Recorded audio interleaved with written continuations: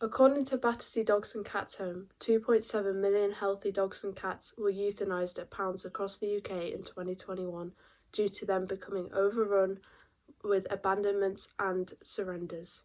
This has been caused by the rising problem here in the UK and continues to affect the whole world, with hundreds of millions of stray animals currently looking for homes. Although this has been a rising issue, the increase of stray pets here in the UK has become more evident throughout the years. An example of this from my personal experience was this summer 2022. On the motorway there were 2 kittens.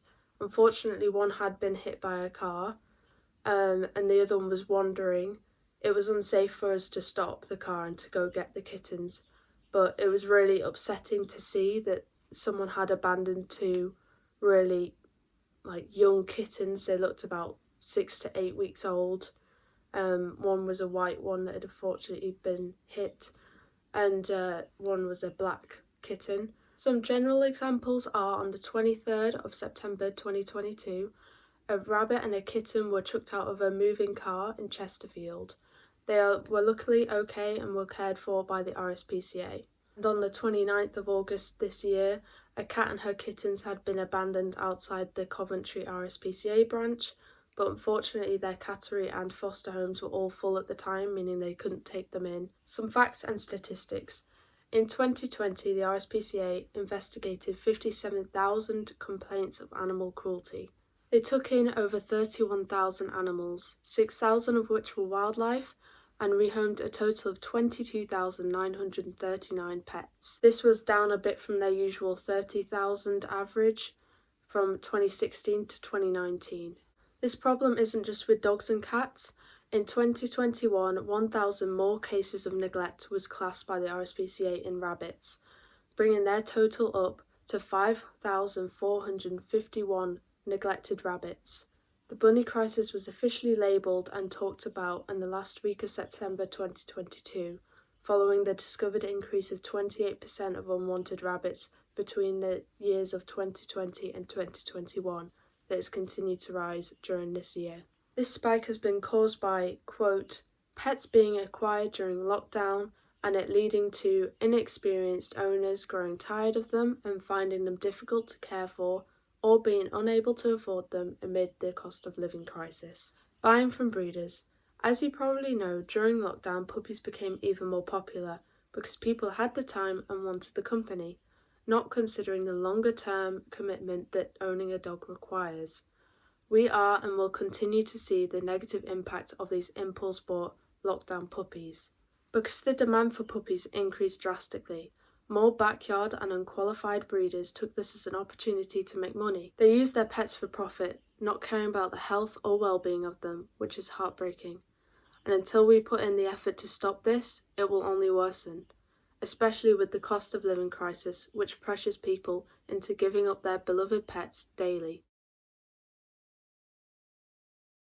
Breaking news for you. This is going to make your day, so click that follow button so you don't miss these updates. Among other states, legislation in New York has just signed to stop and prohibit the sales of pets in pet stores to help put an end to these awful puppy mills. This is such a big deal because New York has been known to really profit off of these, but I leave it up to you. Do you think this is going to make a change and help stop these awful, irresponsible puppy mills? I think this is great news, as pets being sold in stores is a big problem, and the fact that New York is taking action will hopefully set the trend for other states and perhaps countries across the world. Although this only takes effect in December 2024, so we still need to play our part now to help reduce the stray crisis and put an end to it. So how can you help? First of all, the most talked about way is to adopt, don't shop, meaning go to your local rescue or shelter and get a pet from there instead of going to a breeder. In some cases, your only way of getting a pet might be to go and get one from a breeder, and if that is the case, then please make sure they are an ethical, licensed breeder.